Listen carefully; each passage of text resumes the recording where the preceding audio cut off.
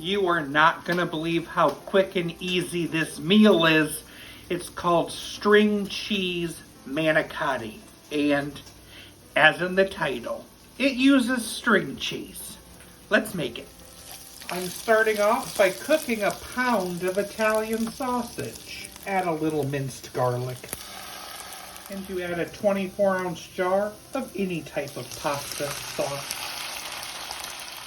And let that simmer for a bit. And now we need a box of manicotti. This is the fun part. You need some string cheese. You just stick in that string cheese and set it in a glass baking dish. How easy is that? Stuffing manicotti is hard work. This is uncooked manicotti, by the way. I'm pouring on a cup of water on top, and that's going to help in cooking those manicotti. And then I add the sausage on top of that. I'm adding on some grated Parmesan and some shredded mozzarella cheese. You need to cover it very tightly with tinfoil to allow all the steam to stay inside.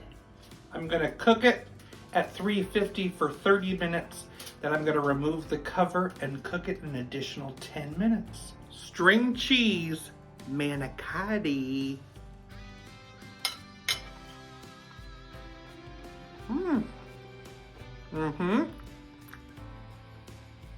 That string cheese is really good in there.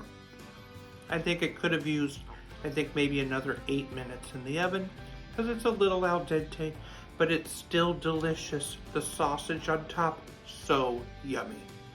The other day, I made a big pot of pasta, but when I went to dump it in the sink, I think I strained something.